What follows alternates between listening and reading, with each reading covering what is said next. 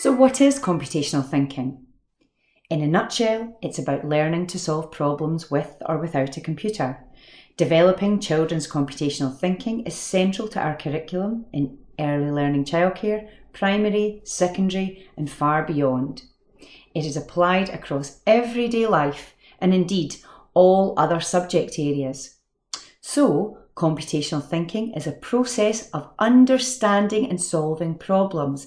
It is a systematic process that encourages breaking a problem into smaller parts, identifying the key elements and discarding unnecessary elements, and then building a solution in a logical, ordered way.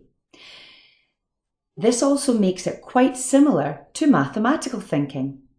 And indeed, there is much research linking the benefits of using the two together. There are many opportunities to embed these concepts and approaches in our curriculum across all subject areas. These experiences and outcomes deals with the ability to identify sequences, steps in a process, classifying groups of objects, identifying patterns and similarities between objects. Learners should be developing the ability to follow step-by-step instructions, creating their own algorithms, making logical decisions, and grouping information in logical ways. And you can begin to see how this can be embedded, these concepts can be embedded across other curricular areas. So now that you've spent some time looking at the experiences and outcomes and the related benchmarks, and you can see how it links to your curriculum, now let's focus on some of the resources freely available to support you and your learners to develop computational thinking across the curriculum. So the first resource I want to share with you is Barefoot. Barefoot basically is a wonderful resource, and it helps you to deliver the computing science curriculum and also provides free workshops for your practitioners in your school. It provides helpful online guides and engaging lessons, and you can download a wide range of cross-curricular lessons and resources that unpack computational thinking in almost every subject area, so saving you some valuable time. And in Scotland, we've partnered with Barefoot Computing and British Computing Society, where we have mapped all of our resources to Curriculum for Excellence. So they provide a really great learning pathway and a progression of learning for computational thinking. And you will see, just by looking at this incredibly handy poster, how they have broken computational thinking down for our learners. And these posters are freely available on their website. So they divide it into concepts and approaches.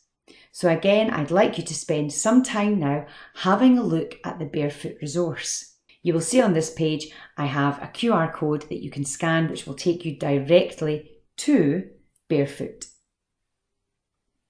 Another one of my absolute must-to go-to resources is Codeorg. Again, some of you may be familiar with it. If you're not, I would absolutely now pause this video and spend some time having a look through those resources. And again, I have a very handy QR code on the page that you can just scan and will take you directly to the website. Vision is that every learner in every school in every corner of the world has the opportunity to learn computer science. They have a wealth of resources for unplugged learning, focusing obviously particularly on computational thinking. So I would definitely have a look at the teacher area of Codeorg, focusing particularly on the progression pathway that you will see. Another excellent resource is Code IT.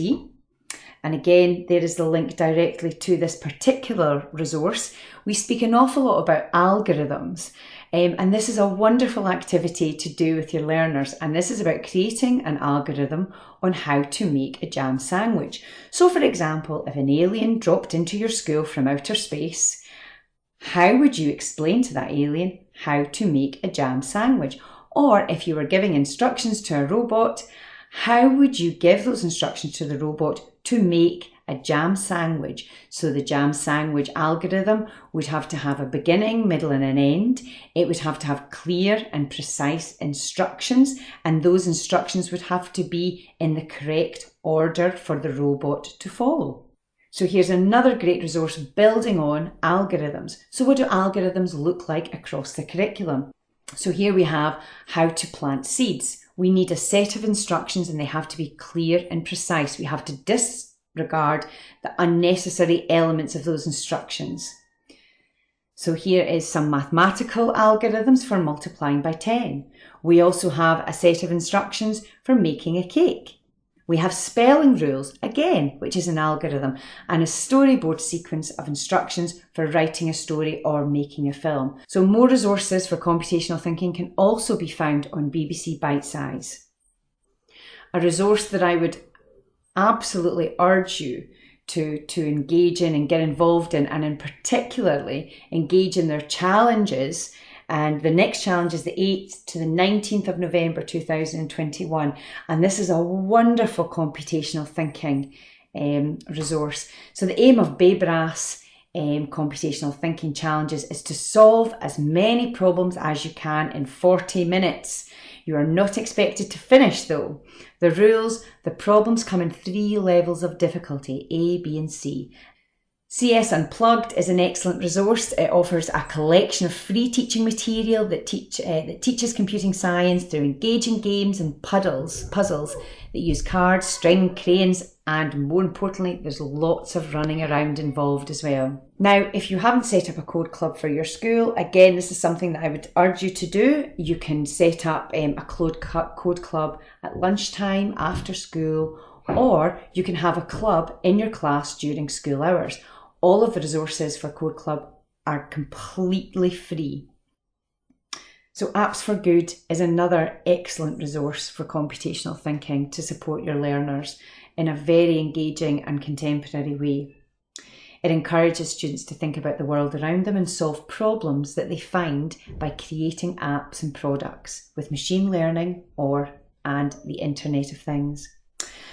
They partner with lots of large organisations, which obviously enhances the learning experiences for learners, and it bridges the gap between education and industry.